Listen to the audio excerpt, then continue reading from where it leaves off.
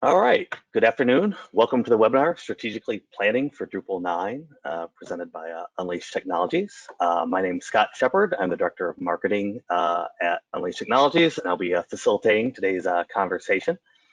I'd like to start by welcoming Chad Hester, our Senior Solutions Architect, and also Ghani Zahid, our lead web developer, who will be discussing Drupal 9 today and really how to prepare and what you need to do to get ready for kind of the latest, greatest version of the Drupal platform. Before we begin, a couple housecleaning items. All attendees are on mute. Due to time constraints, we will not be accepting additional questions today, but please go ahead and enter questions in the chat box, and we will actually provide answers as quickly as we can and after the webinar has been completed. Also, after the webinar, you will be receiving an email that will include the recording of this webinar and also a list of a few additional resources that we recommend. With that, let's get underway. So first, let's get to meet our dynamic duo here from Unleashed Technologies. Chad, would you like to introduce yourself? Yeah, sure thing. So as Scott said, I'm a senior solutions architect.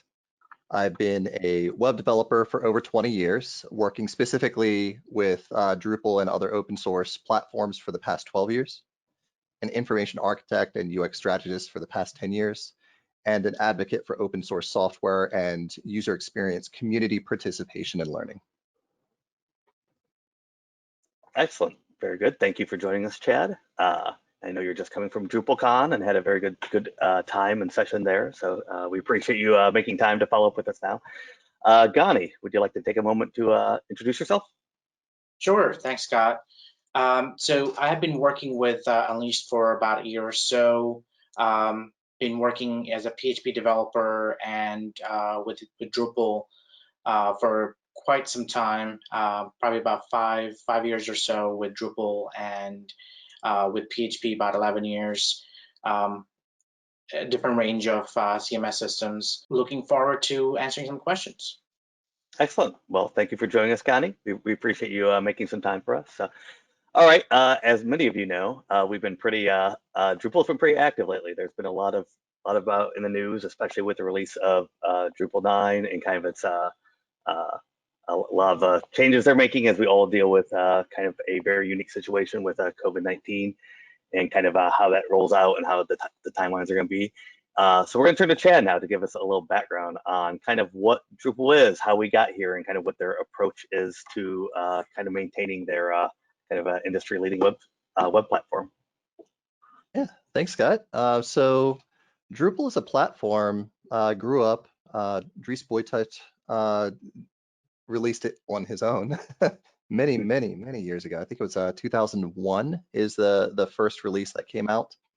And since then it's evolved. He had a fundamental design philosophy pretty early in the process to not carry forward a lot of legacy code, or rather when legacy code carried forward in the community, it was not backwards compatible. So that way it was much more effective, more efficient as a platform. But along with that came the difficulty of upgrading.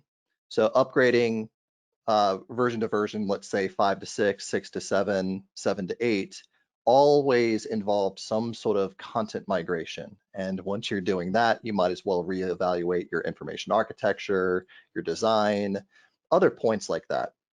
And this was very expensive for companies.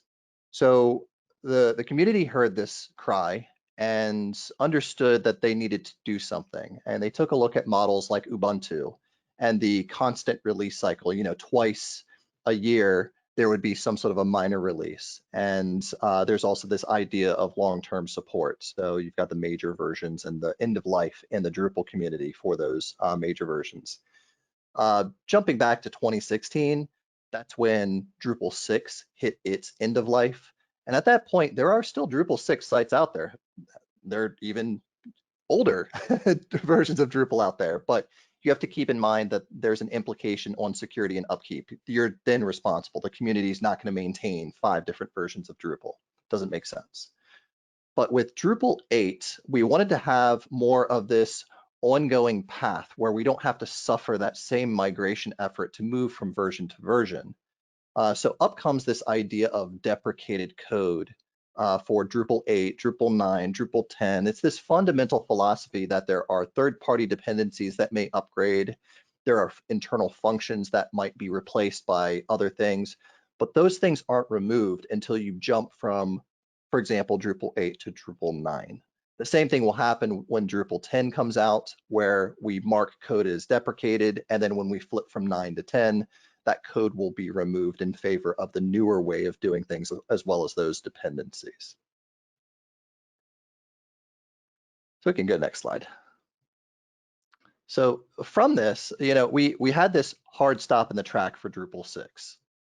And that same hard stop for Drupal 7 is coming up. They extended the end of life for Drupal 7 from November 2021. It's now shifted out to November 2022 to help people with COVID financial issues, things like that. Drupal 8, on the other hand, is this proverbial train track that we're now on. It's just a different track. But once we get through with 8, and there are people still on that, and there are valid reasons that we can cover, we'll then graduate into Drupal 9 a bit more easy. And if you go to the next slide, the point here is that as we go from 8 to 9, we're just going through a station. We're still on the same track. Drupal 7, that was the end of the line. And if we go next slide again, you'll see that as we go from 9, we go to 10, and so on and so forth until the community decides, okay, enough of this track, we might want to reevaluate. But we don't know if that's going to happen. Again, similar to the Linux base, we're just adding components, changing components, and evolving it forward. So that's the basic premise. Excellent. Excellent. Very good. Thank you, Chad.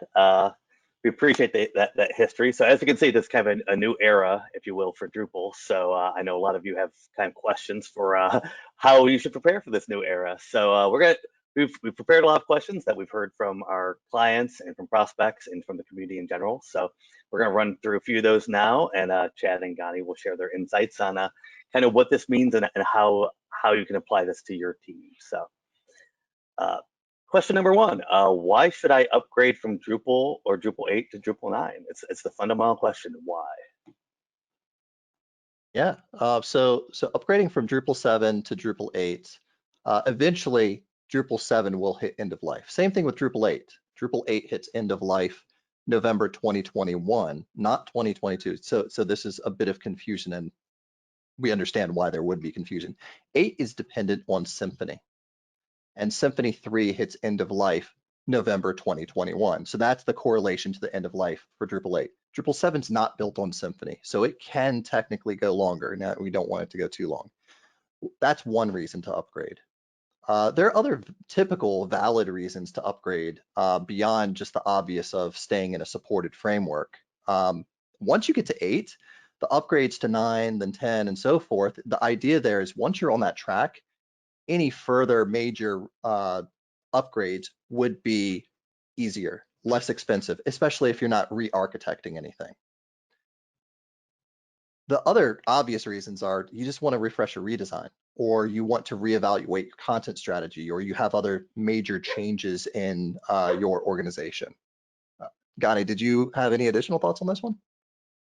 Yeah, so one of the main reason to go from 7 to 8 or even to 9, I would say security is a big thing, as you mentioned, and then also getting that experience for authoring the website or even making those big pieces within the CMS available to the editors or even authors is a big piece. Drupal 8 kind of adds somewhat of new features within the back end of Drupal for the users itself. And there's obviously more modules that are available for Drupal 8 and 7 and 9. They have their own things that they do, but I would definitely focus on more of security piece that will definitely help resolve that piece for us.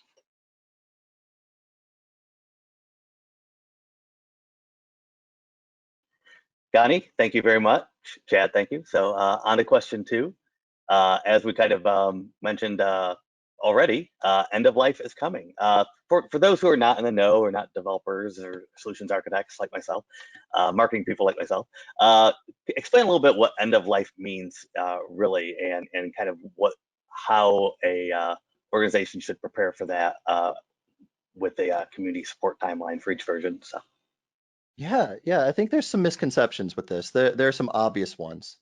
The community is not going to maintain 5 versions of Drupal at the same time. We're just not. It spreads us too thin for what it is that we can achieve, and it stifles innovation. So we don't want to do that. So really, Drupal is only officially trying to maintain up to 2 versions at the same time at any given point. That's the general concept. Now, there have been fluctuations in that over time. It's mostly focused on driving the community modules, themes, underlying architecture, issue queues, all of those sort of components, especially security. We do have a security team that monitors Drupal as a platform to see if it's compliant with common security standards, to make sure that there are no vulnerabilities, etc. So if we keep our focus on just those versions, we can get a lot more done. Now, that the misconception I think comes in Drupal 6 doesn't stop working just because it hit end of life in 2016. It still technically works. It's just now your responsibility. The community may have something pop up here and there, but it's not an active effort. In addition to that, there are other organizations. Unleashed Technologies is technically capable of helping with this as well.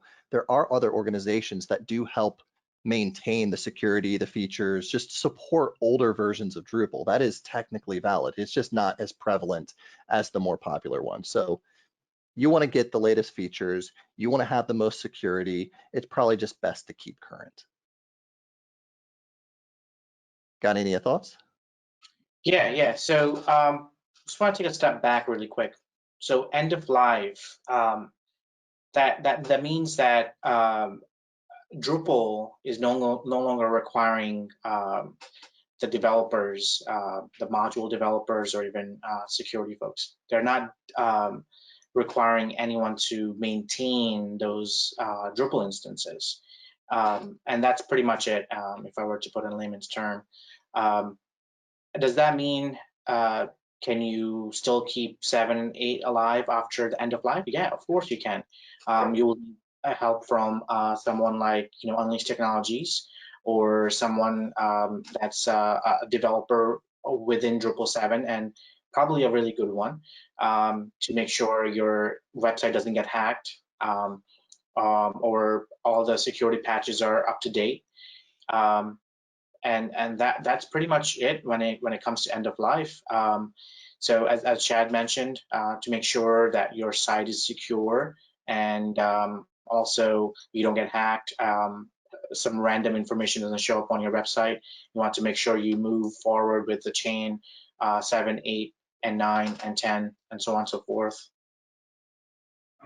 Okay, thank you, Gotti. And actually, that leads up very well. We've already answered this a little bit, but for question 3, and maybe we could delve a little bit more in what it means to actually try to support a website that's out of that is not up to date. So we talked a little bit about security. So let's dive a little bit more into kind of what that means to not upgrade, and what commitments that require for you, or even sacrifices that may require from an organization. So Chad?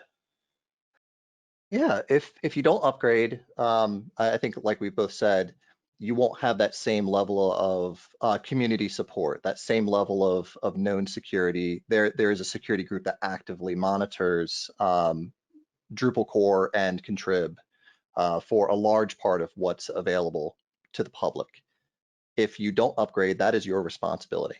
So there's no telling, unless you're actively monitoring and testing your personal website, if an out-of-date version of Drupal is secure. So security is, I think, the most obvious thing. But in addition to that, and I think Gani said this as well, is you're not benefiting from the latest features. You're not benefiting from a lot of what the community is able to provide you, and more modern architectural pieces, functionality. So really a lot of that stuff starts to erode. There may be APIs that need to be rebuilt for newer versions. So if you're latching into a service, the community may not have ushered that forward, but if you have a team that's large enough to maintain those things, then you can. I would ask, does it make sense to stay on an old platform and continue to refactor things even though it's out of date, as opposed to moving to something new? I think you have to be your own judge of that. I wouldn't personally recommend it, but that's such a blanket statement for so many use cases that you have to be sensitive to each one. So I think really just think about your own use case and determine whether or not it's worth the investment. I would push you towards yes, but it's your call. Yeah. So if I do not upgrade, so I want to take a step backward just to see the picture. Let's say we're staying with Drupal 7 and end of life, we reach 2022, and then we're going to continue keeping Drupal 7 alive. What does that take? So eventually, let's say as a developer, if I were to stay alive on D7, just D7, working for this one particular company, and I'm hoping that you are keeping me aboard with, let's say, more incentives and all the other good stuff, because I have Drupal 7 knowledge. As we go into Drupal 7 to Drupal 8 to Drupal 9 to Drupal 10, you're going to see a shift between developers learning newer technology, because that's where the more websites are, and to make sure that they have relevant skill set for new companies. So that will be one big thing that I would consider. As Chad said, if you have a big team, let's say 10 Drupal 7 developers, if you lose one, okay, that's not a big deal. But at the end of the day, you have to consider that if it's going to be easy for you to move over to a newer platform, and what does it take. But if you think that you can keep your Drupal 7 guys, then you can keep that site alive for a while. So I think that's pretty much it when it comes to, if I do not upgrade, what does happen. I would even say there might be, let's say your site is too big and you do not want to upgrade to, let's say, Drupal 9, because that's what will be expiring that's the version that will be on if you were to stretch out Drupal 7. Will be at Drupal 9. So let's say if you didn't want to go to Drupal 9 because Drupal 7 site is too big, it will take a long time, it will take a lot of resources, so on and so forth. Do not forget that even though the site is too big, it will be really hard for you to manage that whole site, and that speaks volume as far as the security updates goes too. So definitely want to upgrade for few of these reasons. All right. Well, thank you, Gani. As a marketing guy, I can certainly tell you that I know that what that means to move a big site. That means budget, which is always a struggle, but you have to figure out the long term versus the short term expense for a company. For the next question, what does this mean for functionality and experience and user experience? I will say this is near and dear to my heart as, once again, a marketing director, because I leave it to the IT people to make sure my website's not going to get hacked, but I need to have websites nowadays tend to age quickly, excuse me. So it's important to kind of stay up to date and keep your users engaged. How does kind of the move to Drupal 9 and future versions, how will that support and help that objective of most organizations? So. Sure. So I mean, Drupal is a framework. You build on top of what it offers you out of the box, and you can mutate what comes out of the box. Drupal core itself fundamentally works different each version. There are iterations to how it produces what it is that you see when a web page renders, and that's continuing to evolve over the years. So there's a big push for things like decoupled architectures, getting greater control from the front end. And that does impact both functionality and user experience for sure. I think because of that iteration though, if you're looking just at Drupal 7, most of what you would need to produce a good modern site is still in Drupal 7. I'm not gonna say that it doesn't have those things, but at the same time, as you're moving through Drupal 8, now Drupal 9, a lot of that gets easier. So it really depends on what sort of problems you're trying to solve for what it is that you're building, because that's a very broad set of possibilities. In terms of things like information architecture, something that I'm hypersensitive to, I can tell you that that is continued to improve version over version. The difference between 8 and 9 isn't enormous, but things like the media components coming into Drupal 8 core recently, that carries on to 9, and a lot of the other components that continue to evolve, that also the content management user experience, being able to get in there and feel a greater sense of ownership and reducing the amount of friction that you have to maintain the content that you have, that has a direct implication on your audience, because the better maintained your content is, the more likely the end user experience is also going to be good. So I think those are the things that really pop up in mind for more modern design and content management, things like that. Thank you. Gani, any thoughts? Yeah. Just to echo what Chad said, so admin piece is a big it's a big thing when it comes to Drupal 7, Drupal 8 to Drupal 9. Now, if I was a content editor and you made my life easier by moving to a newer version, now I can update the site more or easier, or it takes me less time to update the site. Overall, that is adding more money into company's pocket, right? Because the content editor is taking less time to update a page. They may be able to get to 10 pages rather than 1 page in that same time frame. I'm not saying that's a exact time frame. I'm just giving you an example. So as far as user experience goes, there's as Chad mentioned, there's a lot of new features that are added that makes the site more beneficial for the client and for the user itself. I've seen a lot of Drupal 7 sites. I'm not going to name the companies, but I worked at a few companies in the past that were using Drupal 7 sites.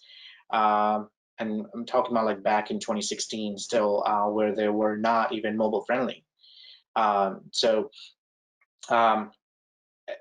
one of the things that Drupal 8, Drupal 9, and Drupal 10 is going to offer. Those themes will be mobile friendly by default.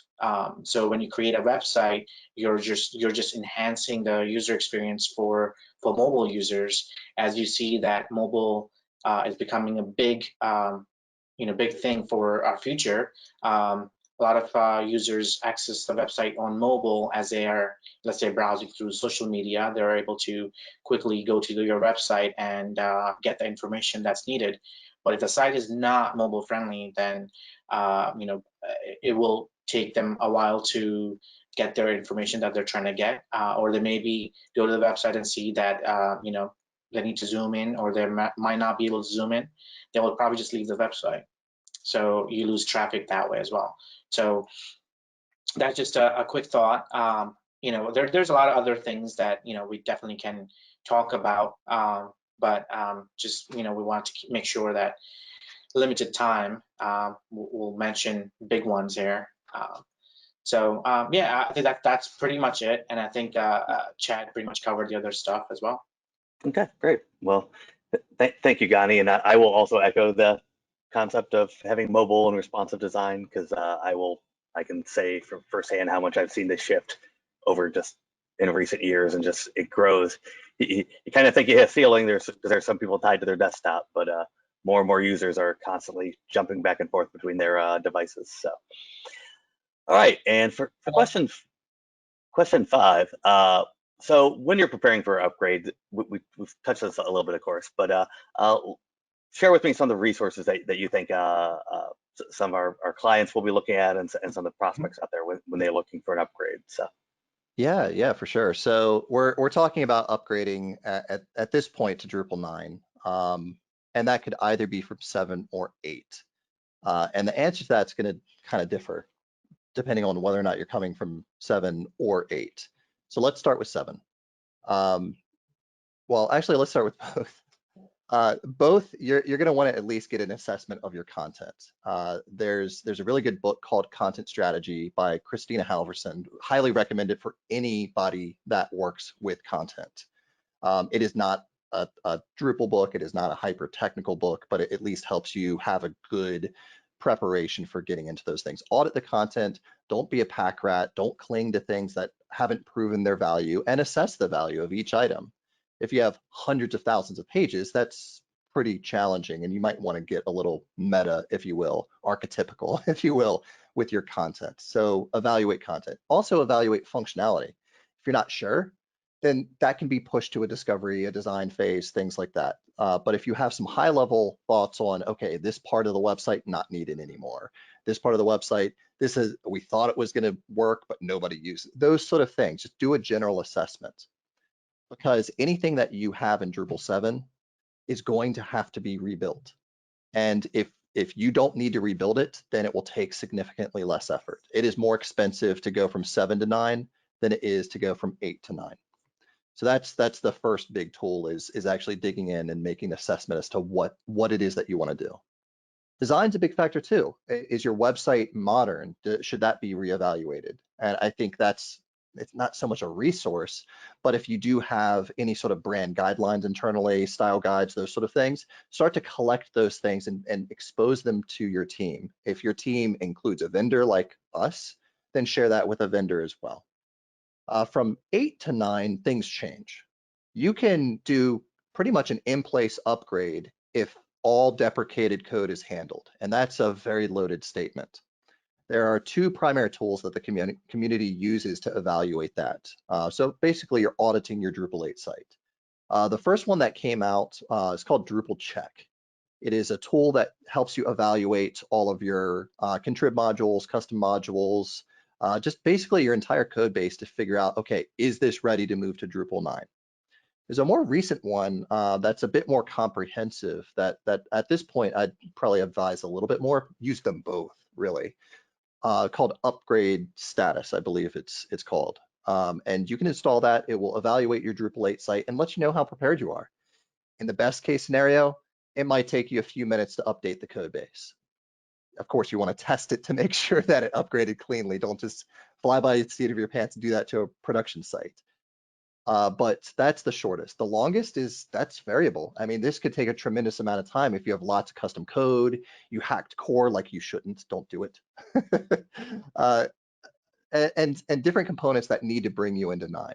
So in that sense, it's a bit variable, but those are the resources to unlock that question, to really help guide your strategy for that upgrade process. Suffice it to say that 8 to 9 can be super simple. It's like installing a new version of a module, pretty much, in many cases, not all. 7 to 8 is just like 7 to 9. It's pretty much the same process. You're doing a rebuild. And if you're doing a rebuild, are you doing the traditional, as we call it in the industry, a lift and shift? You're not changing anything at all about the content or the design. You're just moving it and replatforming. Or are you using this as an opportunity to say, okay, well, let's reevaluate our user experience, our information architecture, our design. Is it modern? Is it mobile friendly? Let's reevaluate those things to figure out, does this new Drupal 9 site need to be all the things that the Drupal 7 site was? So that's part of the reason why I led with the content strategy assessment at the very beginning. It's very valuable. Gani, do you have additional thoughts? Oh yeah. So you did focus on the content, which is definitely a big thing, obviously, because why we have a website to display content that's usable by user. And also you did mention about getting rid of, let's say, pages or even applications that no one uses, right? So one thing that I do want to mention as far as what resource do I need? So look through any, let's say, custom applications or any applications that you have, what code is being deprecated. So that is a big piece when you need to evaluate your upgrade. Is there any code that is being deprecated that you will need to rebuild? So for example, if you have, let's say, a homegrown ticketing system that you migrate into Drupal 7. If you go to Drupal 8 or 9, do you need to redo any of that code? Because that is going to be needed. And second thing that I can think of, your server. So I would definitely use anything that's brand new, such as PHP 7 and a newer version of Symfony at that time. So then again, make sure that all that stuff is not deprecated. You still have your website working fine and all that stuff. So I think deprecation will be the biggest piece that I would look into, and then maybe run through, a migrate tool to see what all the stuff that gets easily migrated from 7 to 8 or 8 to 9, and then where will be the challenges. So I would definitely do that before I even talk about upgrading. Um, just in general. All right. Thank you, Gani. Appreciate that. All right. So we do have some additional questions that have been submitted. We're kind of running a little short on time. So one question. Once again, I think I mentioned this before. Marketing guy, managing my budget. What's the best reason for me to essentially make a change now, or at least earlier than waiting or lagging? Obviously, it's a big investment, especially with a big site. So from each of you, kind of what do you think is the best reason to kind of update to Drupal 9 early on in the opportunity? So Yeah, the first thing that comes to mind is just getting ahead of it. You're not in a rush. You can really plan it out. You can be sensitive to obviously your budget and the time frame with a Drupal 7 move, because that's going to be the more expensive. Drupal 8 to 9, there's really no reason to wait on at least assessing. I mean, just run the tool, see where you stand. And if a team is able to say, okay, we see there's a couple modules here that the community hasn't upgraded yet, we can wait to see if they do, or we can submit a patch to get those things updated ourselves. There's nothing invalid about that. In fact, please do contribute back to the community. But in terms of 7 to 9, that's a harder question, and I think that's part of the impetus for why the community said, you know what, let's shift the end of life for 7 out, to give a lot of companies a bit of time to recover from the COVID-19 sort of crisis. But with that said, if you can afford to at least begin planning a shift from 7 on to 9, I would highly advise to at least get that process started. If not this year, because, well, the year's almost out, that's fine. And new budgets should at least be discussed at this point. Maybe start first of the year. At least begin the early stages of that process. Maybe it's more of a matter of, okay, what do we want to do just generally from design? What do we want to do from content perspectives, and get that process started, more of an internal process, and then decide, okay, when's the time that we pull the trigger on doing the actual upgrade itself, now that we have it framed out as to what we'd like to do generally speaking. That would be my biggest push. If you had to wait longer, you're going to be in a bit more of a rush. I would say plan for, depending on the size of the website, plan for at least 6 months from the point where you haven't started anything at all to the point where now you're on Drupal 9. Plan for at least 6 months.